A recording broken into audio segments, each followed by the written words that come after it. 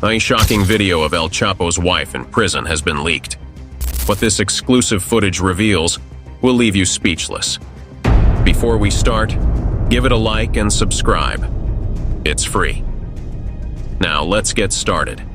Being the wife of a cartel boss means following irrational rules, such as never turning your back on the police, never talking to the press, and often living in disguise and in fear. It all began with a viral Instagram post from an account associated with Emma Coronel Aispuro, the wife of Joaquin Guzman Loera, better known as El Chapo, sharing images from a video call made from prison. In the video, Emma Coronel can be seen smiling in front of a white brick background, her face partially covered by a crown sticker. This post sparked speculation about her situation in prison and whether she might be cooperating with authorities. The images highlighted the contrast between her public image and the perception of her life behind bars, fueling debates about possible privileges and strategies behind her active presence on social media.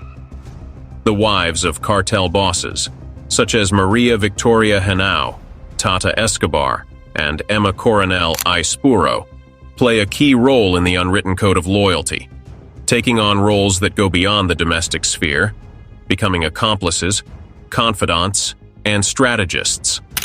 This norm of maximum loyalty arose when the leaders understood that they needed loyal families to survive. Emma Coronel, for example, took on dangerous operational roles during the trials and escapes of her husband, Joaquin El Chapo Guzman, demonstrating her emotional and operational loyalty. Following El Chapo's capture, Emma was arrested, and her loyalty led to her imprisonment, as the legal system does not distinguish between the leaders and their collaborators. The story of Tata Escobar reflects extreme loyalty in the world of drug trafficking.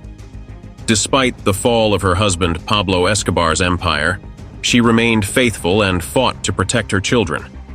They are more than accomplices. They are survivors in a world where loyalty is crucial for survival. In the world of cartels, the wives of the leaders play a crucial role as guardians of their husbands' secrets, under the constant pressure to maintain strict loyalty and discretion. The strictest rule is to avoid any contact with law enforcement, as any communication is considered the worst betrayal, endangering the cartel's operations. The stories of Olivia and Mia Flores, wives of twins Pedro and Margarito Flores of the Sinaloa cartel, highlight this norm. After the betrayal of their husbands, who became government informants, Olivia and Mia found themselves pursued by the cartel, forced to live in constant flight and fear, while maintaining a facade of normalcy. The impact of this life also affects their children, who grow up under the cartel's control, learning that their family's survival depends on silence and secrecy. The rule of no contact with law enforcement serves not only as a means to avoid leaks, but also as a control tool that ensures loyalty through fear. The wives live in social isolation, compelled to lead lives of secrecy and solitude, even among themselves, where camaraderie is eroded by the need to keep secrets and the threat of betrayal. Maria Victoria Henao, Pablo Escobar's wife, lived a life of isolation and obligations within the world of drug trafficking. Her silence and discretion were the norm. After Escobar's fall, she faced the challenge of rebuilding her life under scrutiny and stigma. The wives of other cartel leaders, such as Emma Coronel Aispuro and Griselda Blanco, also played crucial roles, facing risks and legal consequences while managing complex operations. The story of Mia and Olivia Flores is one of intrigue, danger, and ethical dilemmas as wives of cartel leaders. They lived in opulence surrounded by luxury, but also under the shadow of drug trafficking. Their lives intertwined with the clandestine operations of the Sinaloa cartel, facing legal scrutiny as federal authorities closed in on them. They claimed immunity due to their husbands' cooperation with the authorities, although this defense faced skepticism and legal challenges. The arrest of Emma Coronel Aispuro also marked a milestone, raising debates about justice, privilege, and betrayal in the world of drug trafficking. Emma Coronel's association with Joaquin El Chapo Guzman and the Sinaloa cartel has had significant consequences that transcend prison walls, affecting many lives and communities. It is crucial to maintain this perspective when exploring this intriguing story, which reveals that Emma Coronel may have had a deeper role in Chapo's criminal activities than initially thought. It is suggested that she used her beauty and charm to facilitate the logistical operations of the drug empire, raising questions about her level of responsibility. Chapo slipped through a tunnel that was 1.5 meters tall, a dangerous undertaking that required precise calculations of the prison's layout. If you are enjoying this video, be sure to subscribe for more similar content and give us a like to support us. Emma played a crucial role in this process using her smartwatch, ensuring that every detail was meticulously planned. She gave the green light to carry out the operation, confirming that everything was ready for her husband's escape. While El Chapo headed to the bathroom and descended through a 2-by-2-foot hole beneath the shower, a motorcycle and a driver awaited in the ventilated tunnel to take him to safety within minutes. El Chapo emerged on land owned by Emma, where he was quickly transported in an armored truck to a warehouse, and then by small plane to a remote hideout in the Sinaloa mountains. There, Emma and other family members gave him a warm welcome.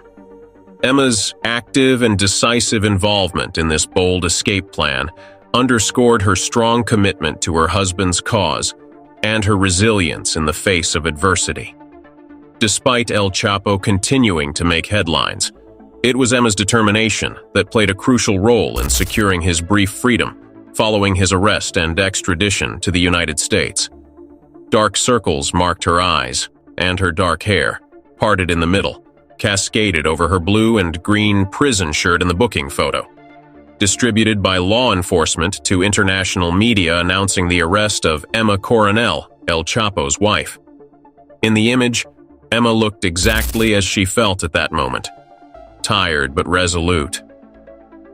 Emma's journey through the criminal justice system was closely followed by the public in Mexico and the United States, sparking heated debates about her level of involvement and culpability.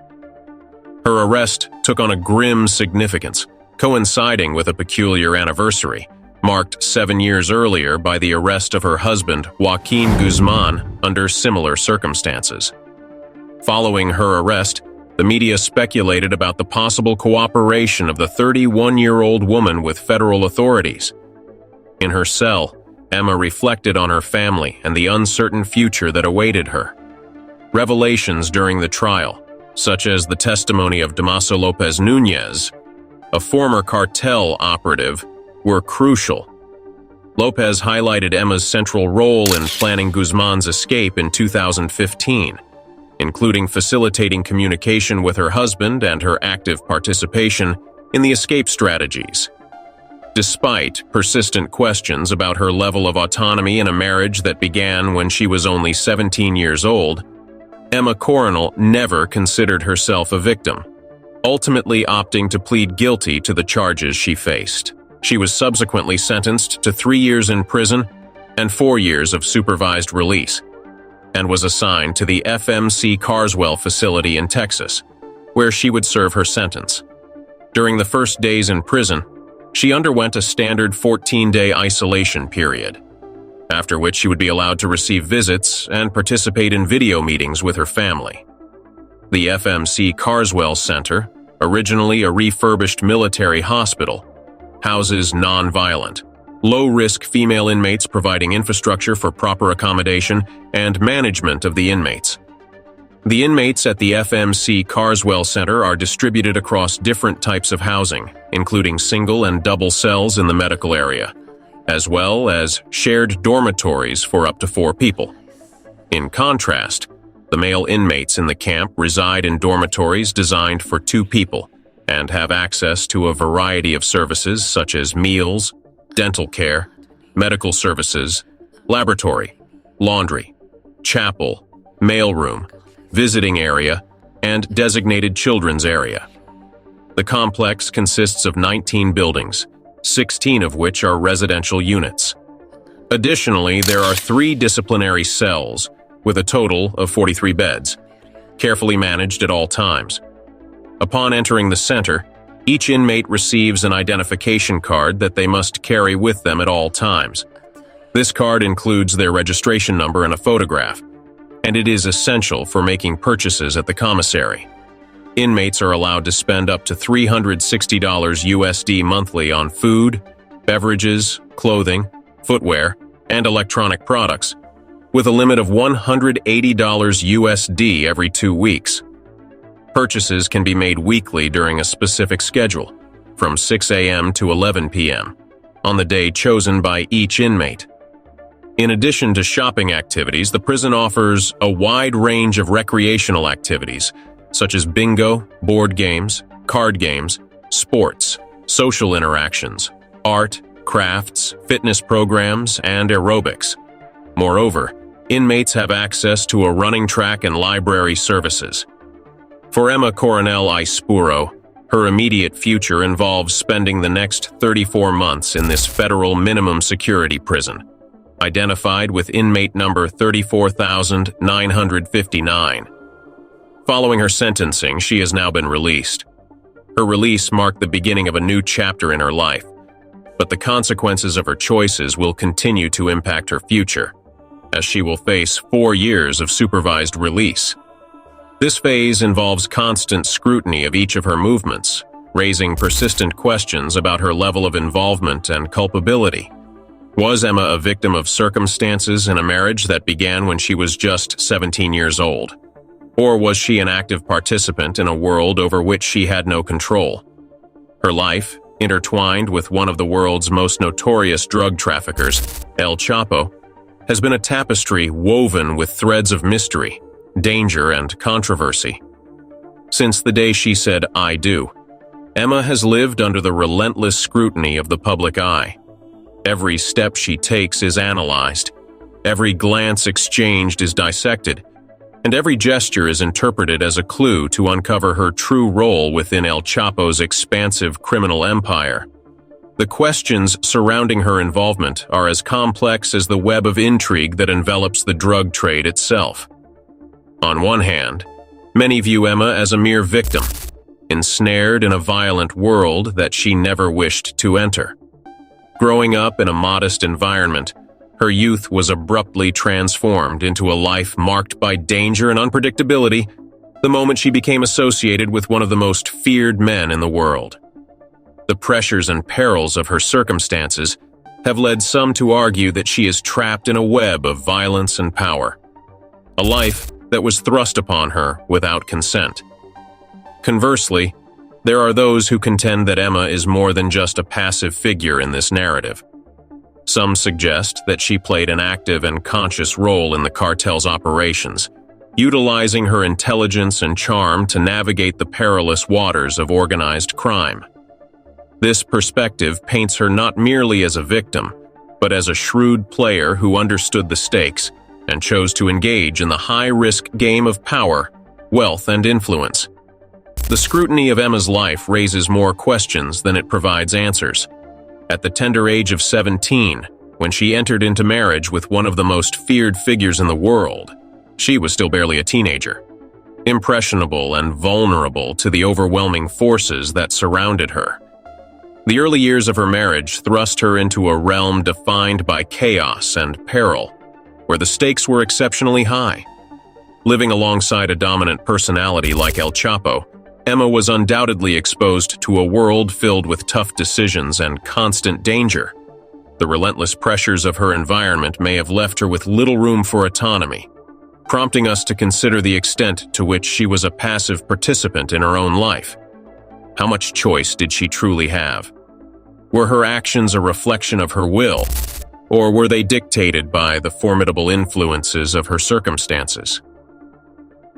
Emma's story serves not only as a window into the tumultuous life entwined with drug trafficking, but also as a reflection of the intricate dynamics of power and control that pervade this dark underworld. Through her experience, we gain insight into how drug trafficking transcends the simplistic notion of powerful men orchestrating illicit businesses.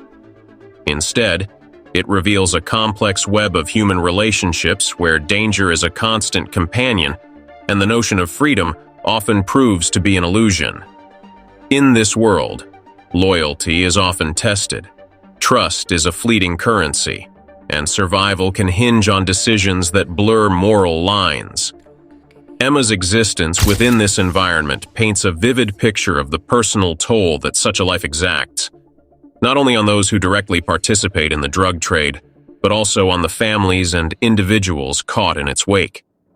As we delve deeper into her narrative, we confront the uncomfortable truths about love, power, and the struggle for agency, in a reality dominated by violence and fear. Ultimately, Emma's journey compels us to question not only her role in this intricate tapestry, but also the broader implications of a life shaped by the ruthless forces of the drug trade. Is she merely a victim of circumstance, or does she embody the resilience and complexity of a woman navigating a world fraught with peril? The answers lie within the shadows of her story, inviting us to explore the many layers of her existence. If you've made it this far and enjoyed this video, don't forget to give it a like, subscribe to our channel, and activate the notification bell to receive updates on future videos on YouTube. Also, if you have any questions, feel free to leave them in the comments.